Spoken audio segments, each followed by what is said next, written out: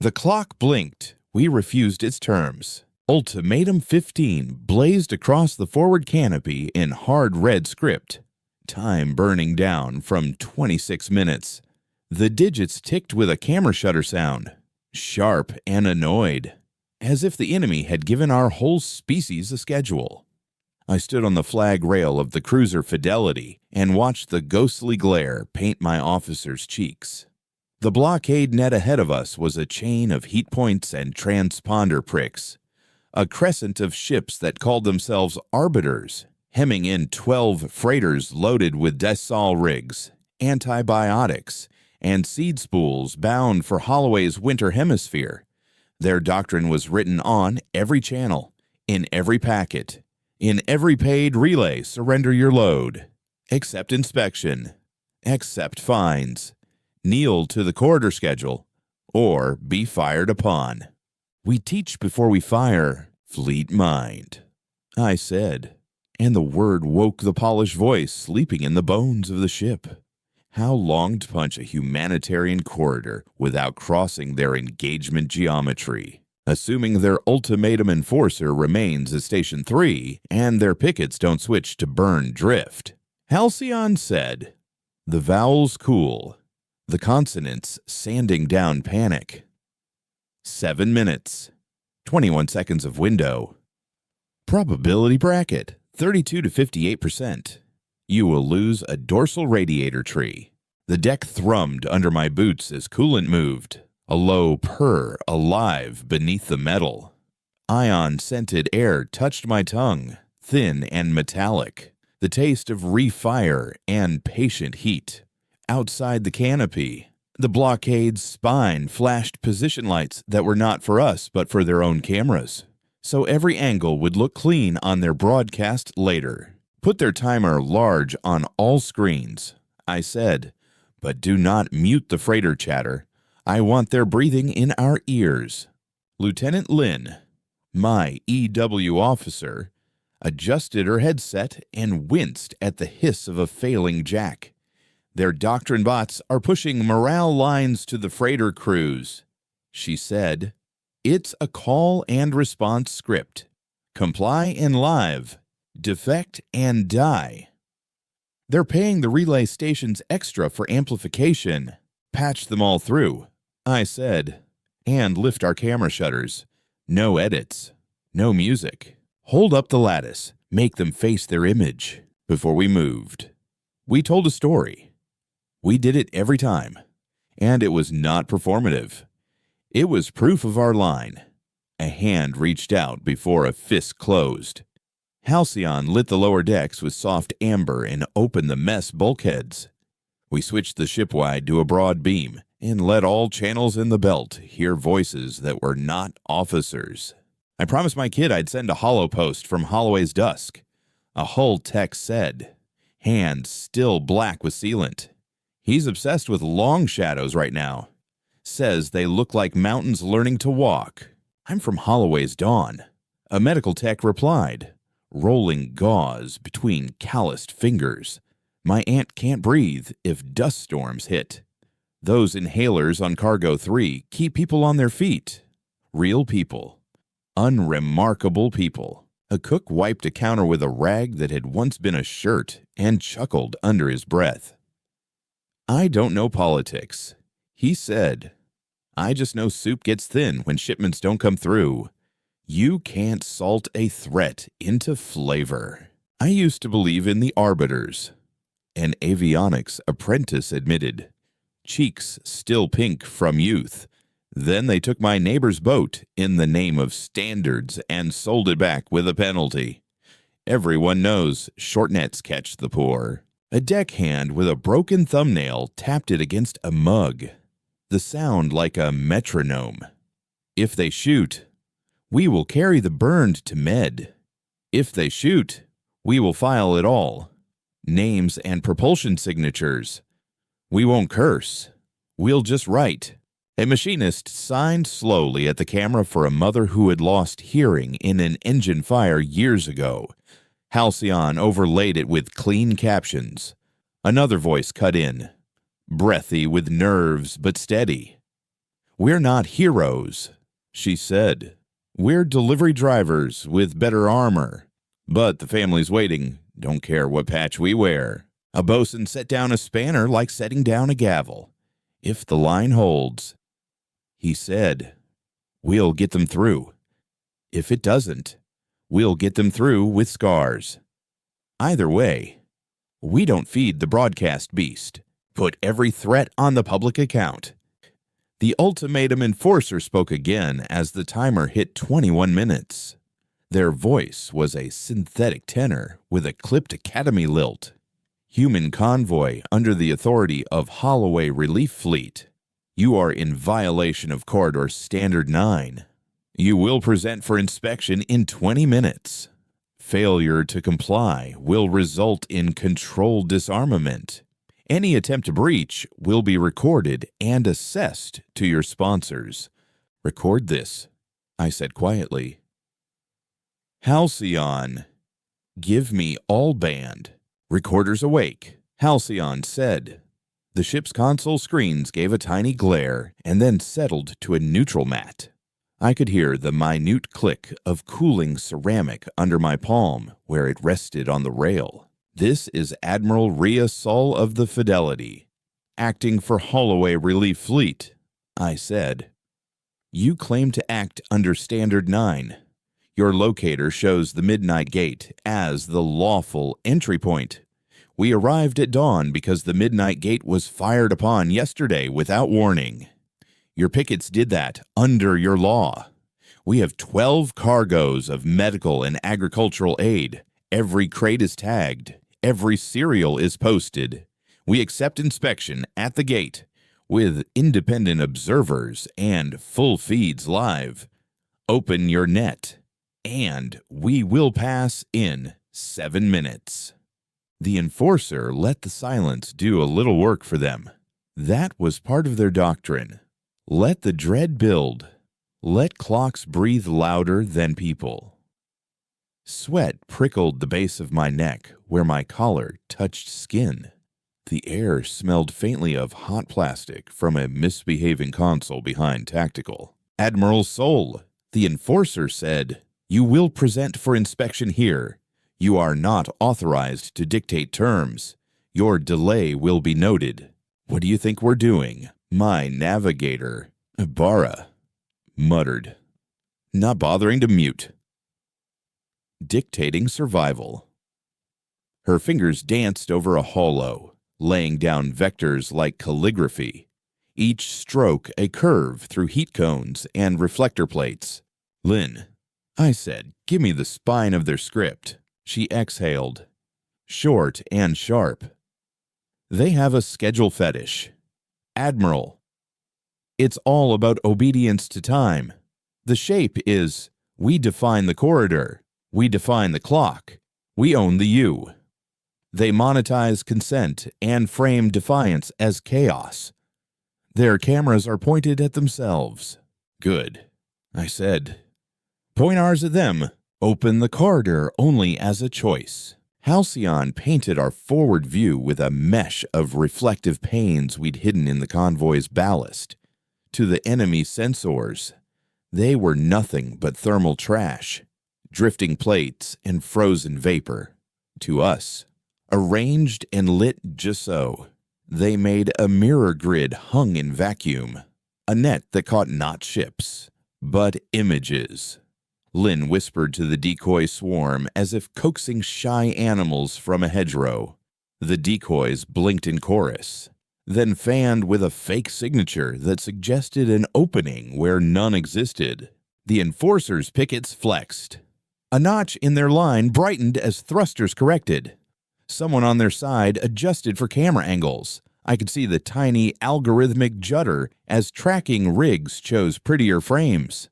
The timer bled down to 19 minutes and the small numbers under it. And in the spaces between those numbers, you could hear hearts. Admiral, Halcyon said, their elder hulls are running hot. If we tickle their thermal limiters, they'll drift for 9 minutes. That buys our freighters. Time we can't repay later. I finished. because then their doctrine says we assaulted the corridor, and Holloway gets censure. Correct. Tickle, but politely. I said, call it cautionary diagnostics. Learn their pattern, unwrite their script. Lynn's hands were quick now, her thumbnail with a crescent of grease scratching at a note she'd taped to her console. Do not write the enemy's poetry for them. On my right. Saeed at Tactical kept one boot heel planted on the deck rail, a habit that made him look careless and made his posture better. He slid his screen to show me our radiator trees. Dorsal 5 will blow under sustained glare, he said. We can lose it and keep the reactor clear, but we'll run visible. We're already visible, I said. They're making a show. We'll make a class. The first picket's thermal paint flashed brighter, then dimmer, then brighter, in a steady 3-beat. Lynn grinned without teeth. Limiter twitch, she said. 9 minutes of drift if they push to intercept. The enforcer probably saw it too. Their reply came clipped and cool. Admiral Saul, your broadcast is unauthorized. You are interfering with corridor safety. This recording will be appended to your sponsor's penalties. Append this as well. I said, we are live streaming your limiter failure, so your maintenance crews get a bonus for diligence. I leaned near my mic. Picket 3.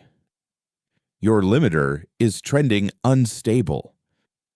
For your own safety, reduce throttle 5%. Hot mics. Halcyon murmured.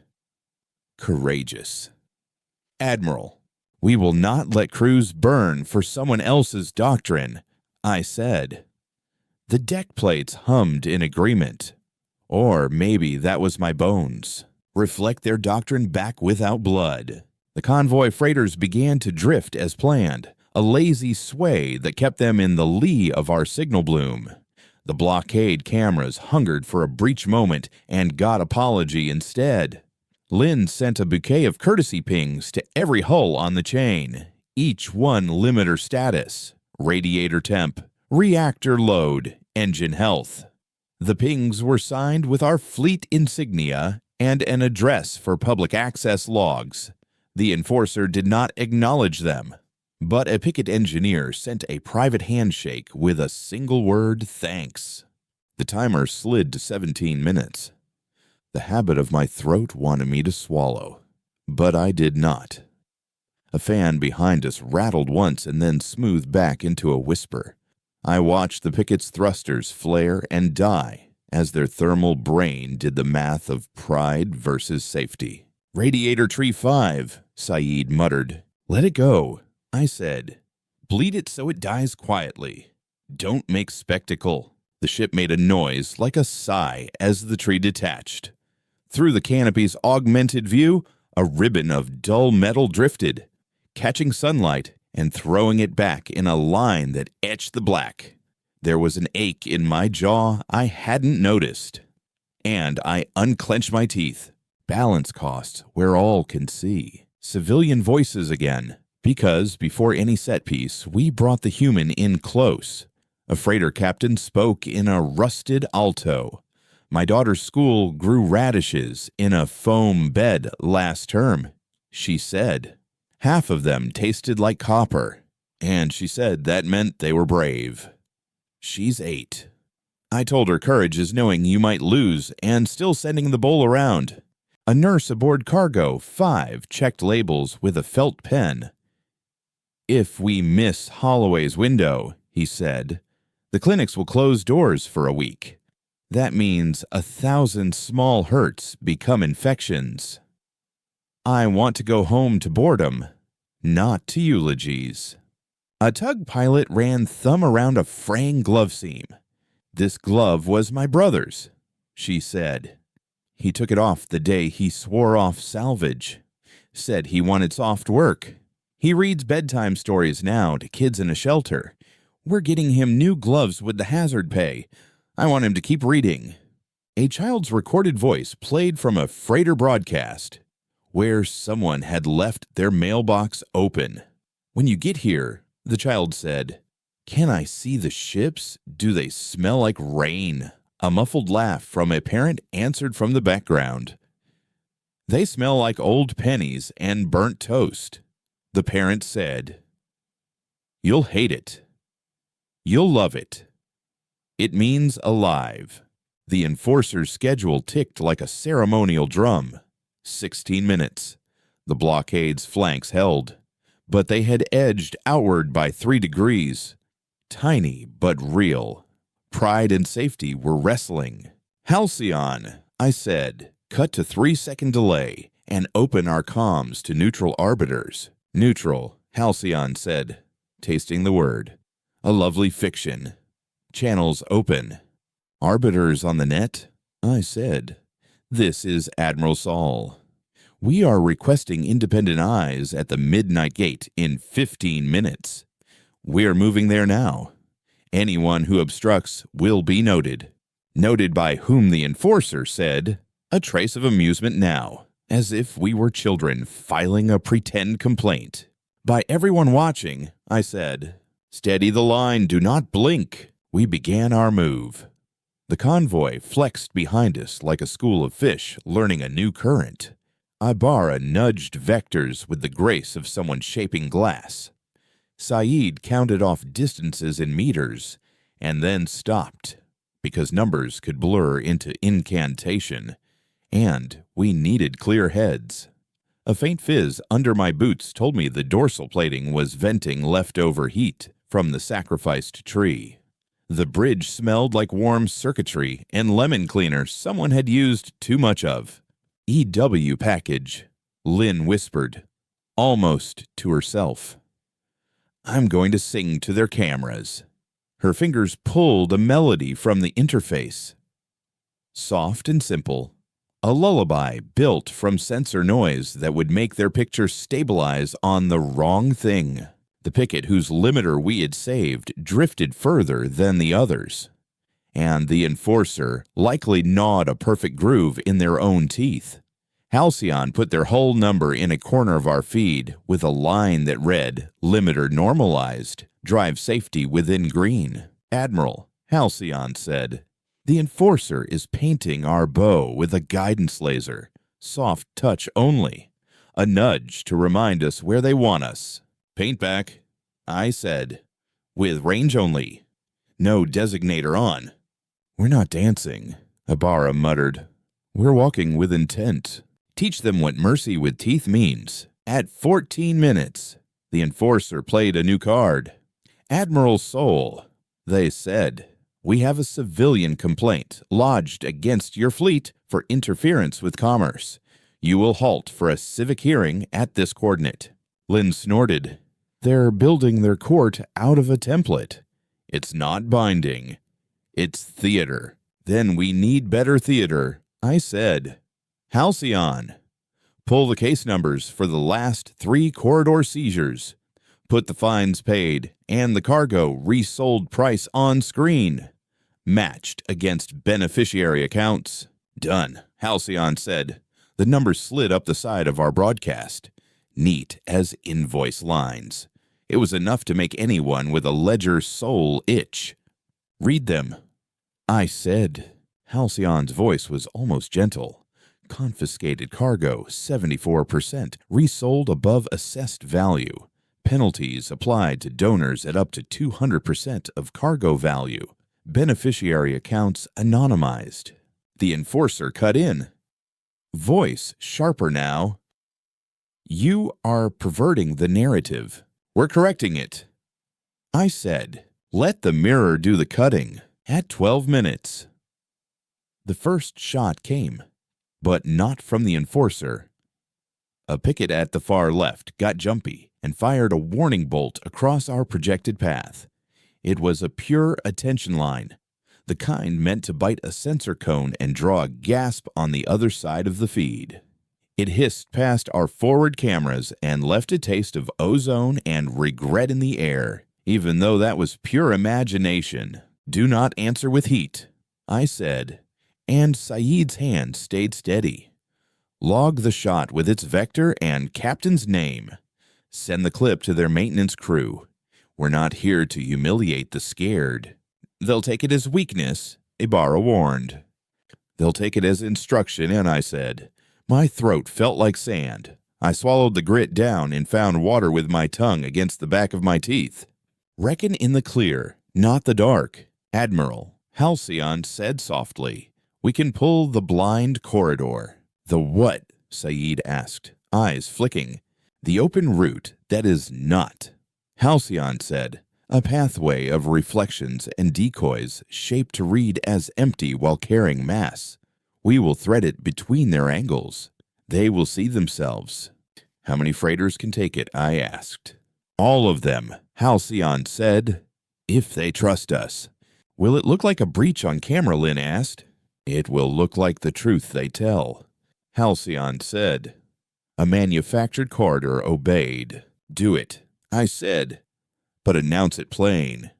Plain, Halcyon echoed, amused. Close nothing that does not save lives. We broadcast the plan. No secrets. No whispered code. Halcyon's voice went all bland and calm. Blockade authority. He said, we're using a reflected path to the Midnight Gate that respects safe ranges and limiter loads. It will appear as an open corridor in your doctrine because your doctrine was written to reward obedience to shaped emptiness. All hulls will publish sensor stacks live. If you fire, you will be firing at your own reflection. The enforcer's silence was almost loud enough to be a weapon. 10 minutes. The timer blinked a little faster, or perhaps my heart did. The deck vibrated as thrusters found the exact touch required to start a movement without bragging about it. Lynn's melody stretched and thinned. The cameras on the blockade ships adjusted to stabilize on what our reflections told them to love. Convoy, I said on the private band.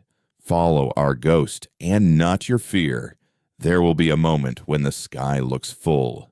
Believe the absence. Copies, a captain said, a voice like bark. If we die in a straight line. You'll live crooked, Ibarra said under her breath, and the bridge smiled in spite of itself. The first freighter slid into the blind path we'd drawn, its hull haloed in the faint corona from our decoy bloom.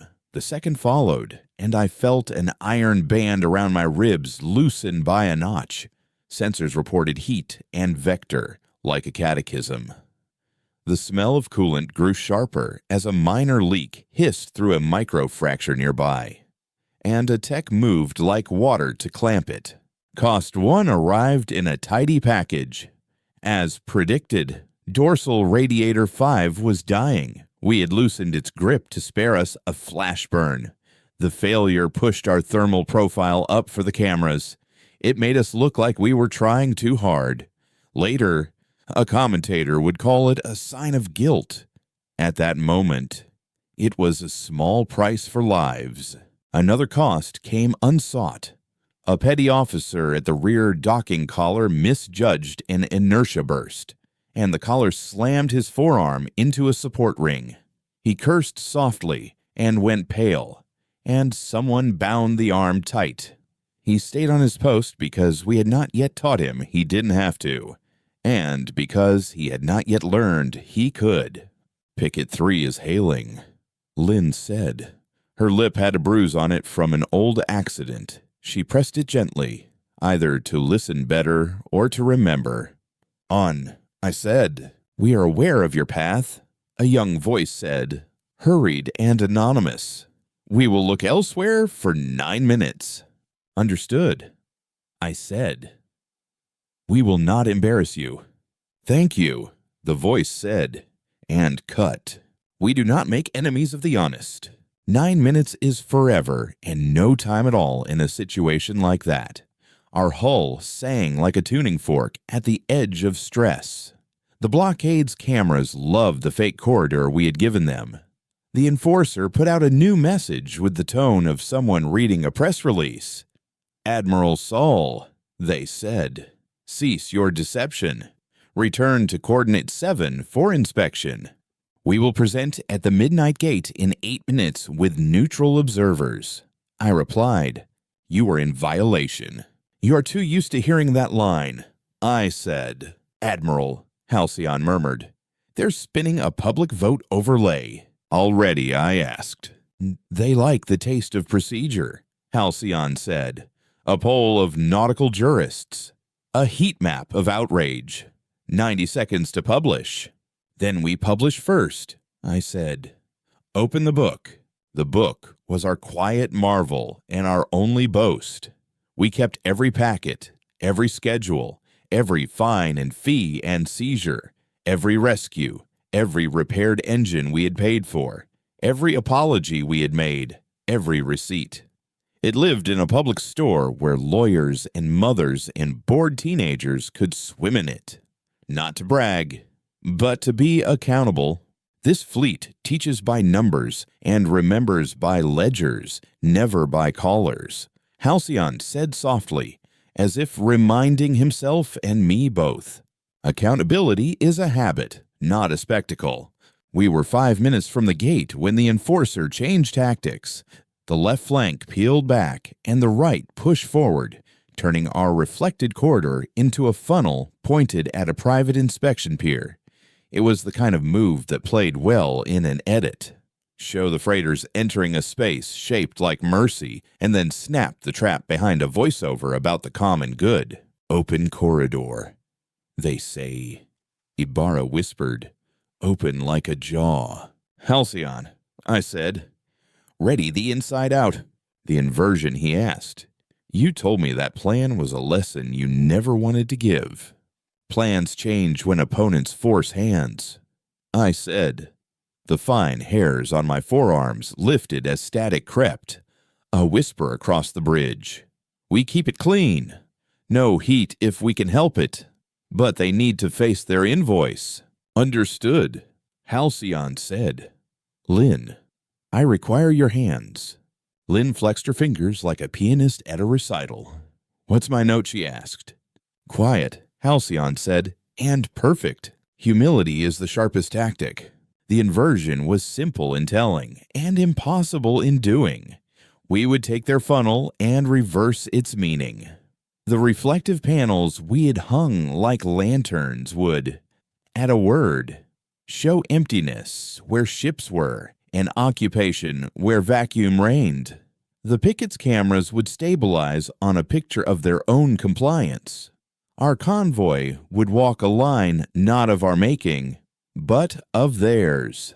They would shepherd us out of their net because the picture said shepherding was occurring. "Hard cost," Saeed said under the noise. "We'll lose 2 steering actuators to stay within the wobble limits. We'll be slow to turn after." "Logged," I said. "Pay it." The first plates flipped. The sound was nothing in the vacuum, but on the bridge. An audio cue we had built for ourselves ticked like a card turning in a file. The freighter captains kept their tongues between their teeth and their hands. Light. I tasted copper again, or the memory of it. A civilian voice perked in from a freighter midline. "We can see our own hulls on their feeds," she whispered. "We look obedient." "You are disobedient with dignity," Halcyon said into the private loop. "Breathe.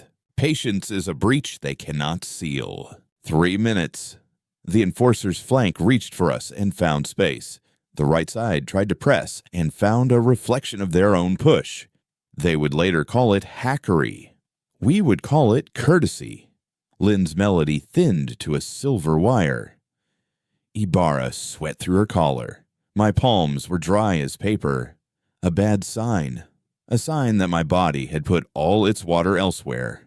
The coolant hiss near my foot had stopped. The tech had done good work. "Admiral," Halcyon said. "Do you wish to address the enforcer directly?" "After," I said. "When no one is bleeding." He made a small noise I had learned meant approval. The Midnight Gate flashed its approach lights in a stupid, cheerful pattern. The independent arbiters were late by 90 seconds, but they were coming. The freighter's shadows stretched across the inspection apron like lines of text waiting for a signature. "Hold," Saeed said, then corrected himself. "Steady." "Either is fine," I said. "We know what we mean." The enforcer finally fired for real. Not at us, but at a reflective plate that showed them to themselves. The shot carved a bright scratch into nothing, and the cameras loved it. They would replay that scratch for days. It would be their one honest line. Courage does not require their camera. We crossed into the gate, and our feeds switched to the neutral relay automatically. The enforcer's doctrine would have demanded we dock at their private pier, but we glided to the public one, and halyards clinked against stanchions in a sound that made throats relax. The arbiters were old and thick-waisted and careful. They waved us in like ground crew at a county fair, not like gods. Cost 2 landed. The 2 steering actuators we had agreed to risk went. It wasn't dramatic. A thunk, a shiver, a pale face on a monitor that belonged to a junior engineer who had loved those actuators. We logged their service and assigned them names because it helped us mourn machines without pretending they were people.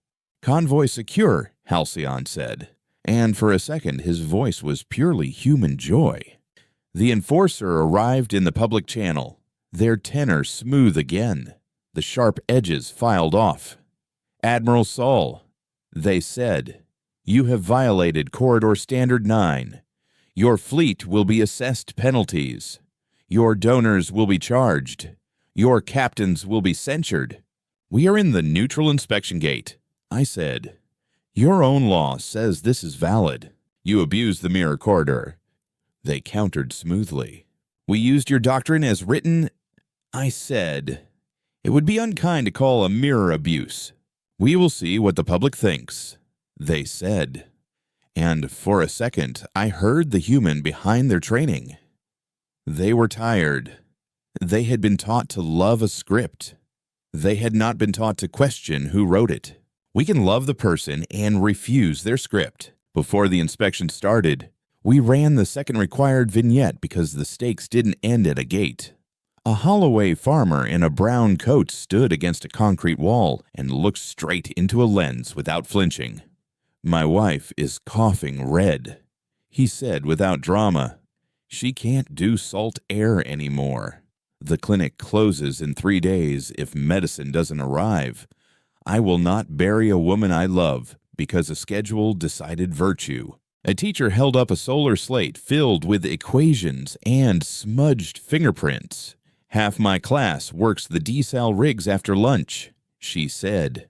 "They lean on the railing and memorize stars to feel big. I would rather they memorize jokes."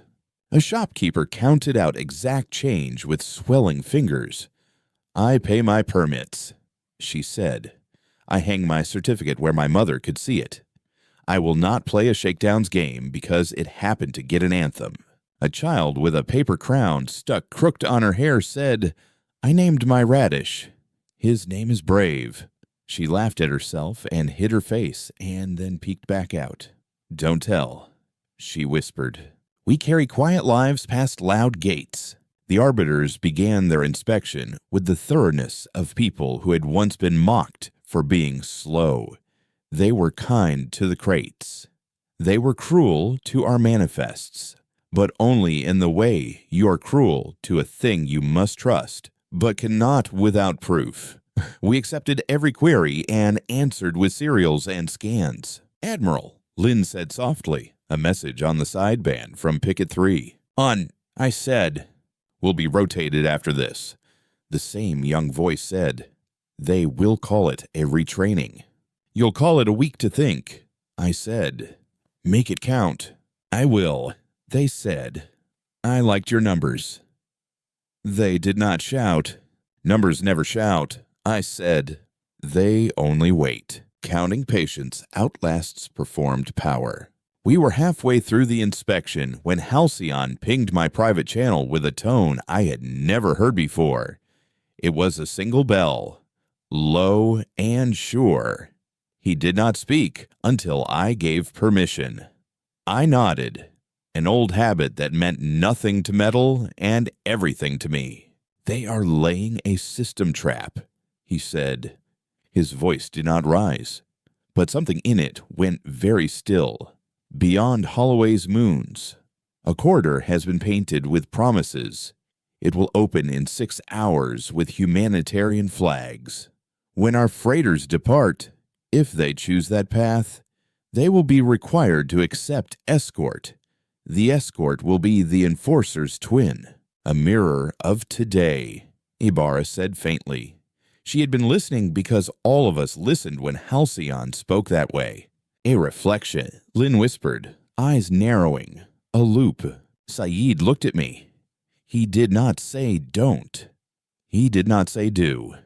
He had learned over years that I heard advice best when it came as a weight in the room, not as a line in my ear. "We can break it," Halcyon said.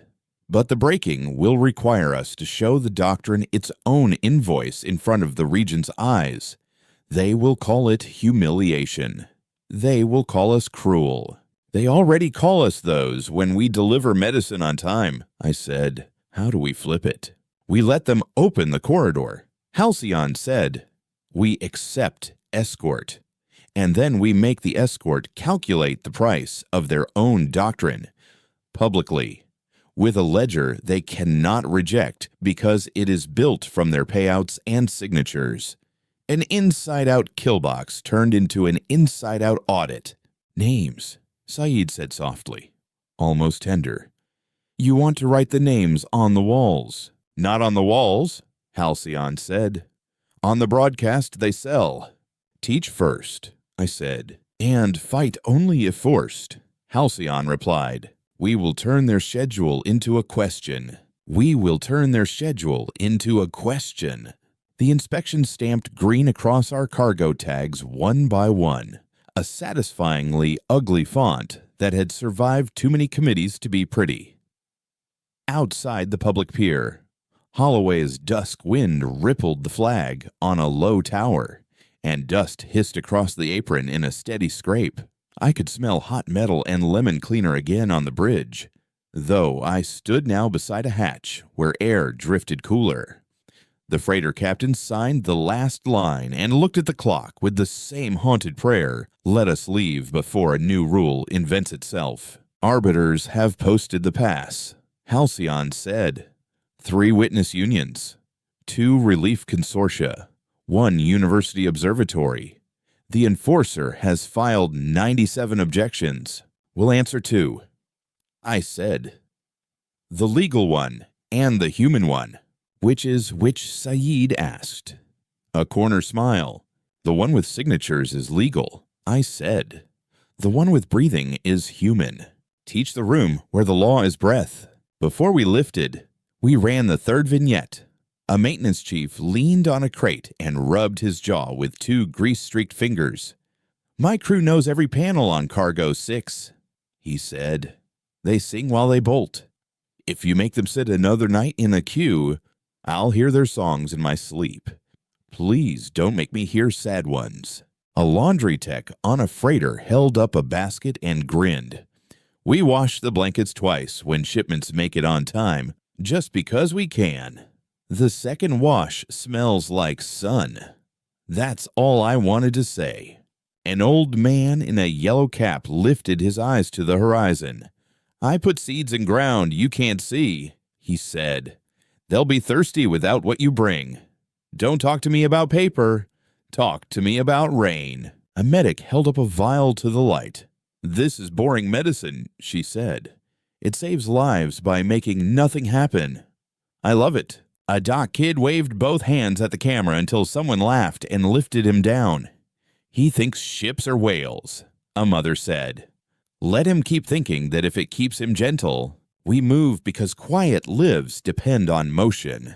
We pushed from the gate on a whisper of thrust, steering slow because our actuators were tired and named, and we did not want to dishonor their memory by rushing. The Enforcer's chain held its crescent further out now. They had learned a little about drift and pride. Their voice followed us like a shadow, trimmed to regulation length. "Admiral Sol," they said, "you will present your convoy to Corridor 12 in 6 hours for escorted departure." "We accept escort," I said, and Lynn glanced at me with a quick lift of brows. I let her see my plan in the angle of my shoulders, and she nodded as if I had said everything out loud. Public channel, neutral relay, live ledgers. "Your stipulations mean nothing," the enforcer replied. "They mean breathing," I said. "Hold their words to their own measure." We spent the next 3 hours refilling coolant and bandaging a ship. The engineer with the busted forearm let the medtech fit a brace finally. He cried one clean tear and mumbled about not wanting to bother anyone. And I told him bothering us was the job. The mess smelled like cinnamon toast because someone had decided to cheer people the easiest way they knew. On the bridge, a fan ticked irregularly and then settled, and Halcyon dimmed one light and brightened another with the soft care of a friend, making a room easier for you to think in. "System architecture of Corridor 12, Lynn said, sketching light. "They've hung 69 reflectors in a curve that looks benign. Their cameras sit on 3 struts, calibrated to value smooth motion and compliant timing. The escort route will be the prettiest path." "The escort's heat budget," Saeed asked. "Rich," Halcyon said.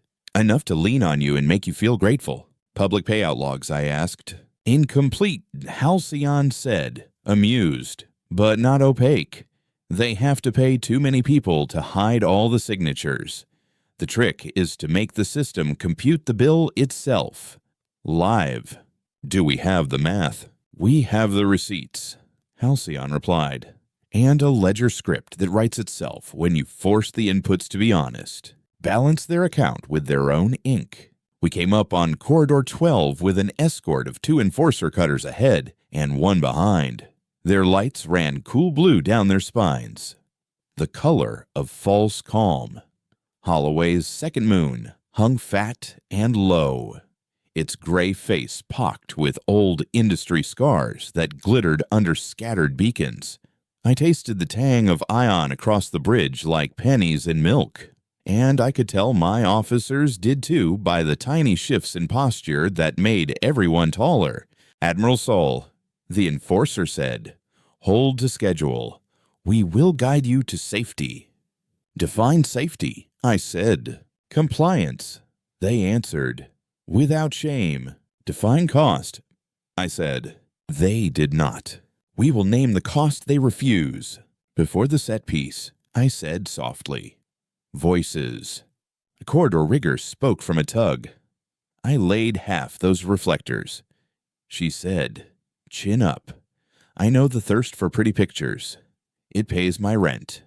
But I didn't sign up to clean a doctrine's face with my hands." A school kid held up a cardboard ship painted blue. "My uncle says corridors are for cows," he said solemnly. "We're not cows." "Right, we're people." A nurse rolled her eyes and smiled.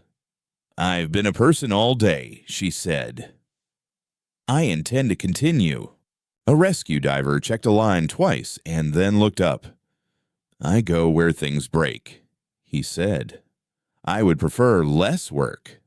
That's my politics. We give the stakes a voice before the clash." "Halcyon," I said, "explain the inversion of an inversion in a standard kill box."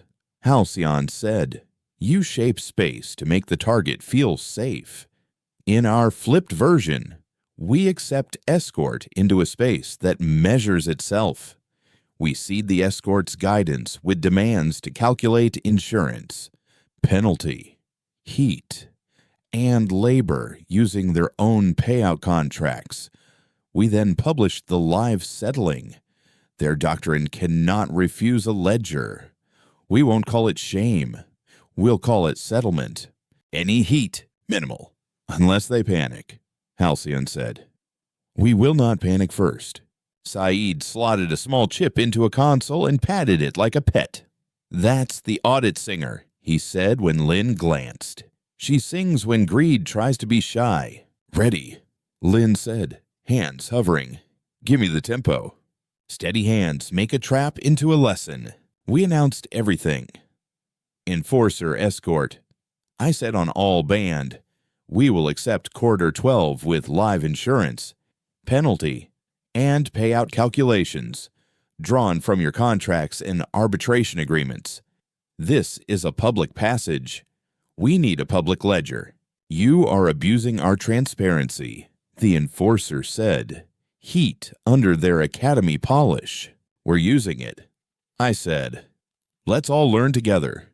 The first 100 kilometers felt like we had been placed on a moving walkway set to polite. The escort ahead of us flashed course icons that braided sleekly through the reflector curve.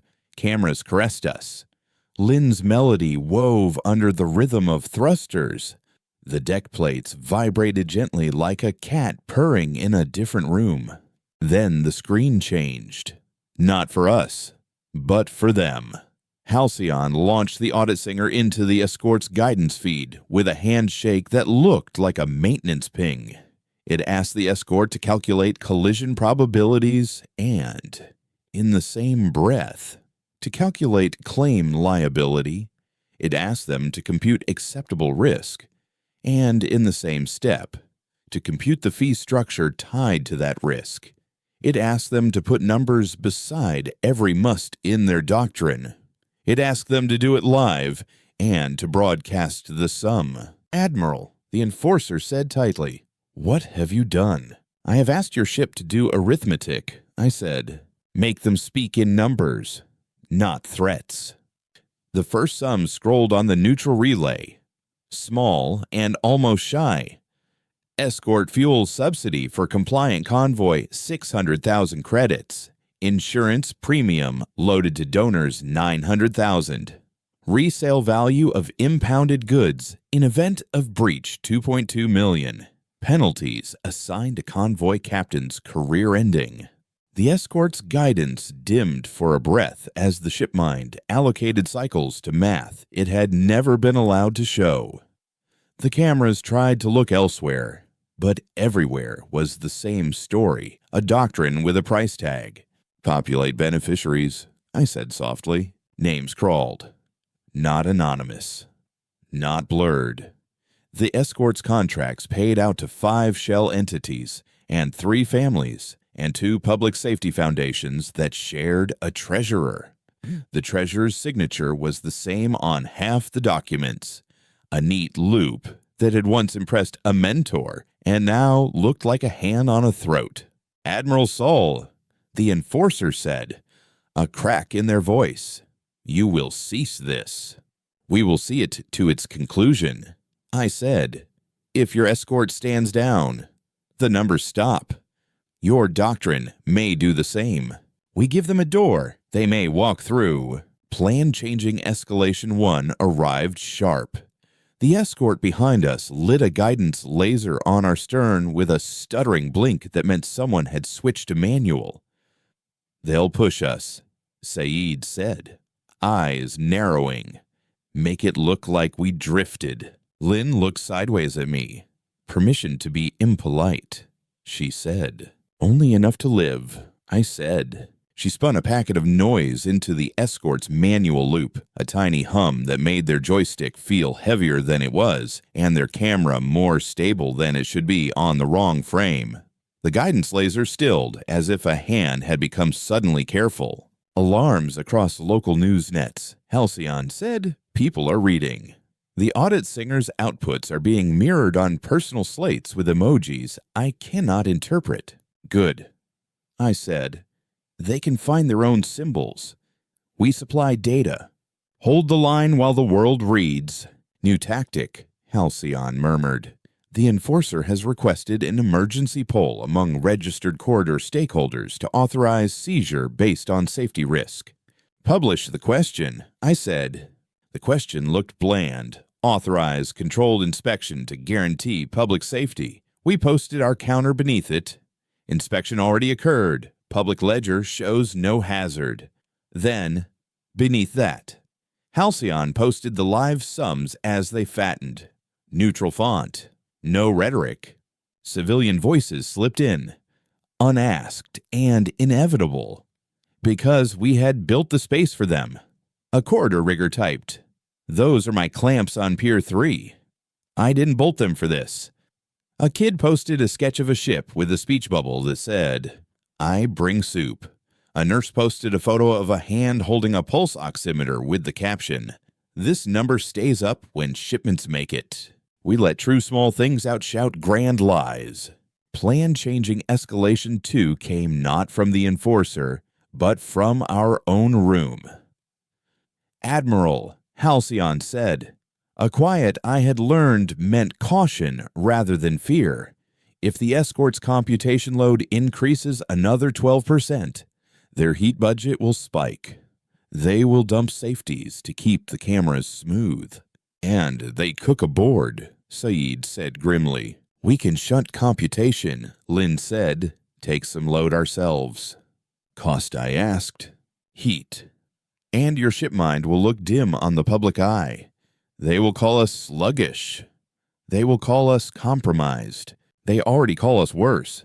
I said, "Take it." Halcyon did not thank me, because gratitude from a mind like his would be theater I didn't want, but he made the tiniest chime in my ear like a pebble dropped in a cup. The deck got warmer under my boots. A sour smell like overworked insulation nosed at us.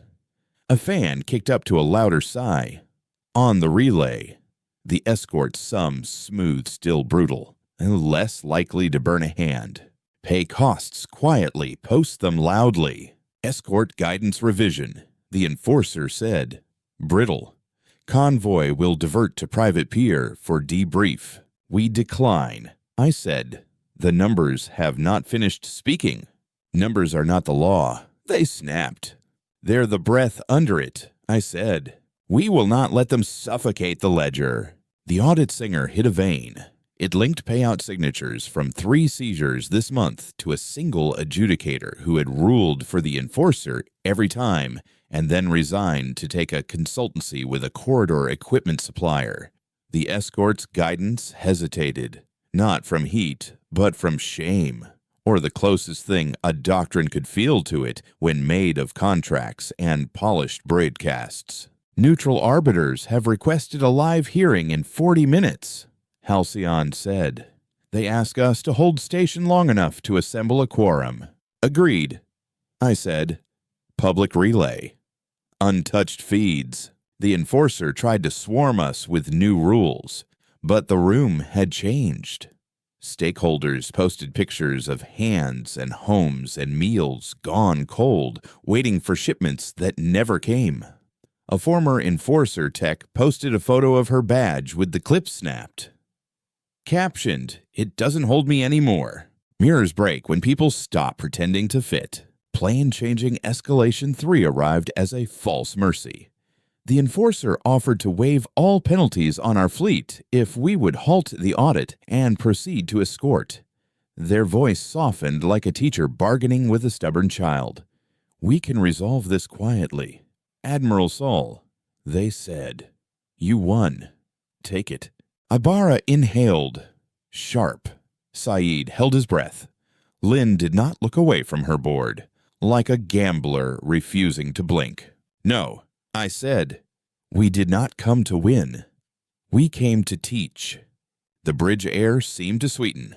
Or maybe that was the absence of something old burning away.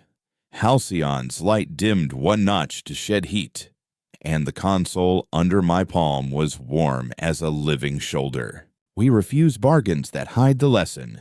The hearing began with 12 squares of faces in a grid that looked like the world had tried to arrange itself and given up. The arbiters were slow, careful, stern.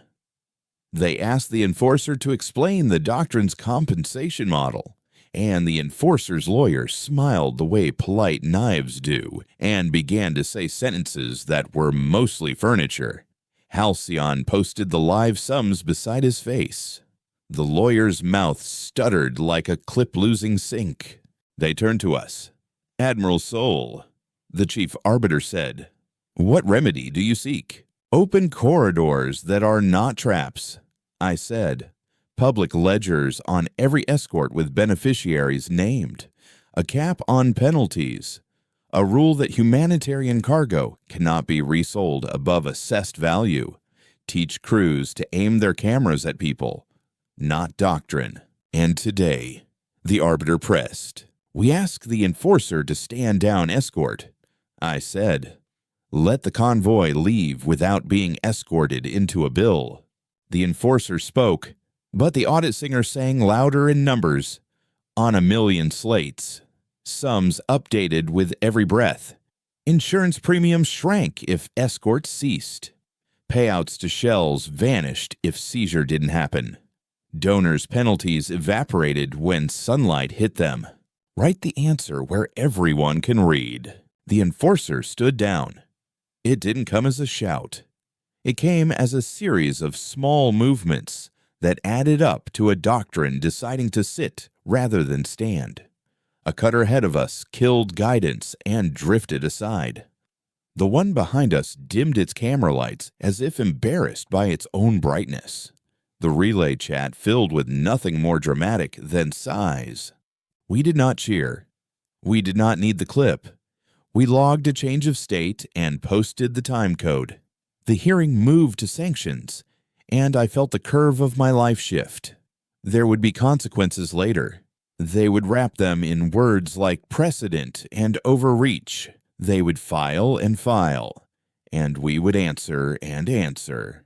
"Cost 2.5, Saeed said softly. He pointed to a board where a small gauge sat on the edge of yellow. "Secondary coolant pump is limping. We'll swap it at Holloway." "Post the limp," I said. "We're not a story. We're a ship. We are not heroes. We are reliable." Before departure, we opened one more room for voices, because victory without hearing is just a different silence. A loader leaned on a forklift and took his cap off. "I'm going to go home and fall asleep with my boots on," he said. "My wife will laugh and take them off." That's what I fought for. A kid with paint on his cheek held up his cardboard ship again. Now with glitter added.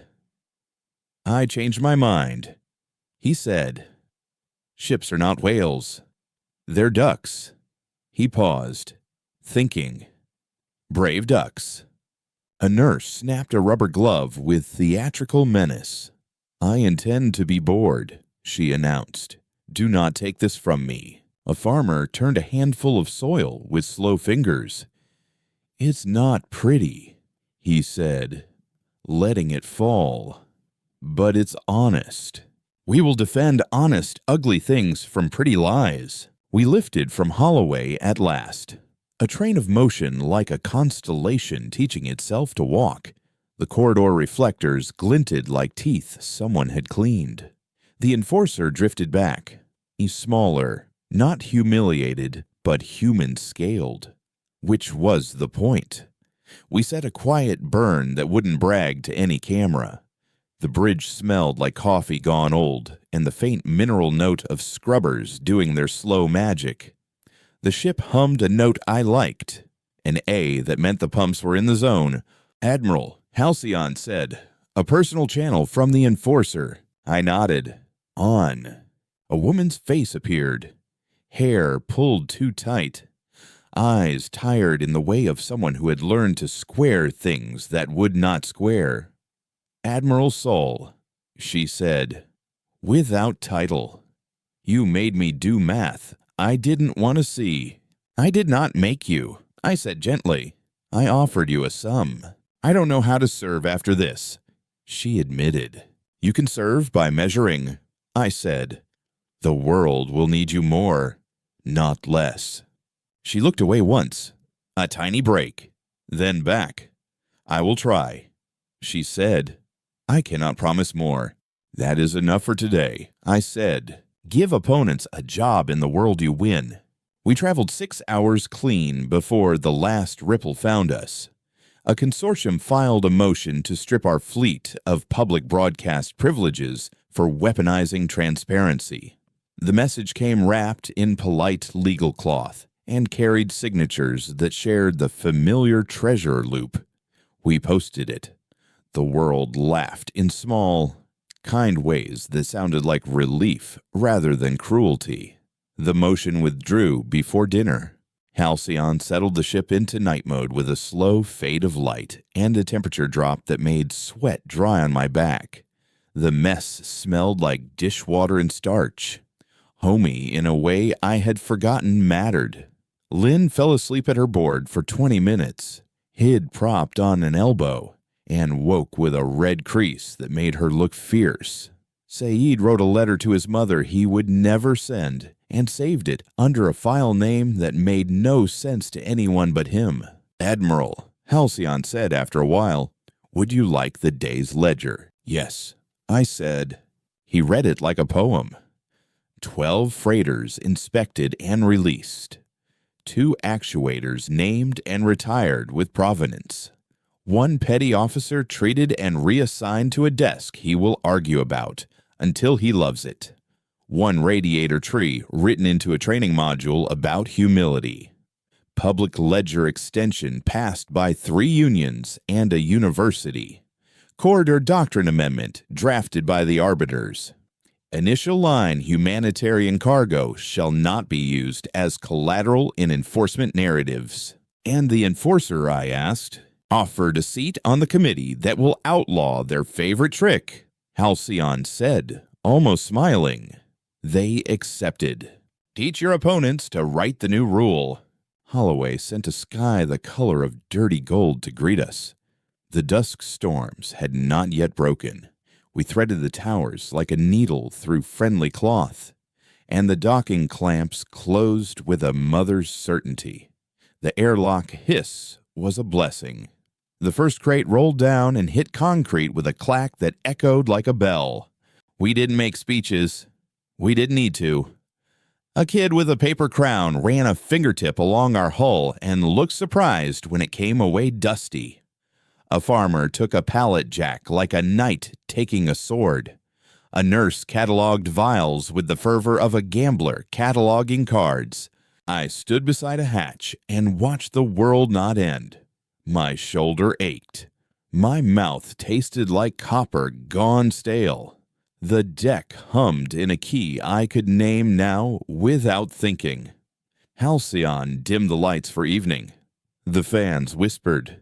The ship breathed like a satisfied animal. Admiral, Halcyon said, very soft. You remember your oath. Say it with me. I said. We teach before we fight, he murmured. We settle our account in public. We hold a line that is not pretty, but is ours. And if forced, I asked. We bite clean, he said. Only as far as needed. Then we wash the teeth. Mercy with teeth is still mercy. The arbiter's amendment became more than draft in the days that followed. It moved like a sensible rumor through committees and shops and homes. Corridor doctrine shifted inch by inch until the trick of mirrored obedience died a public, unemotional death. The ledgers lengthened. The cameras got bored of fairness and wandered off. That was fine. Boredom was a victory for clinics and kitchens. We paid our costs. The actuators got mounted on a mess bulkhead with small plaques beneath bearing their service hours. The petty officer learned to like paperwork in a grumpy, honest way. Lynn replaced her headset jack and swore at it once, and then kissed it like a lucky charm. Saeed wrote another letter and saved it under the same nonsense file. I slept for 4 hours without dreaming of clocks.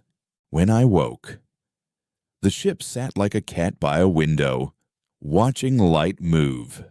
The air smelled like coffee that had been reheated twice, and stubbornness.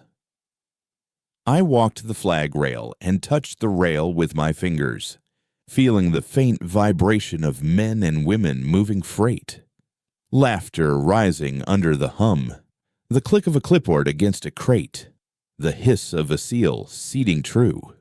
Admiral Halcyon said, "Incoming packet from a university observatory. They want to name a corridor curve after you. Name it after the kid with the cardboard ship," I said, "and spell it wrong the first time. Then fix it. It'll make a better story." He made the pebble in a cup sound again. "As you wish. Open corridors belong to everyone, not to admirals." In the quiet after, I took my own breath and shaped it into words, not for a broadcast, but for a record that mattered to me because it would outlast any camera. We were a fleet that had learned to turn a kill box into a classroom. We were a ship that had learned to accept costs without glamour and to post them without apology. We were people who had learned that doctrines break when you demand they publish their bill. We taught first. When they forced us, we fought like surgeons. We left behind not ruin, but rules. We let opponents stand up in our world rather than kneel in theirs. We tasted copper and lemon and old coffee and called it the flavor of honest work. We watched a clock blink and refused its terms until it asked us for better ones. On the apron below, the last pallet thumped into a shadow shaped like a promised meal. The mirror arrays we had used cooled from bright to pewter in trays by the bulkhead. A public tally on the city wall ticked once and steadied on a number that meant clinics would not close. In the end, our work was simple enough to say even when the wind was loud. We taught. We accounted. We escorted life through a doctrine that forgot what life meant. And we wrote a line the world could keep. The only deadline we obey is the one that feeds.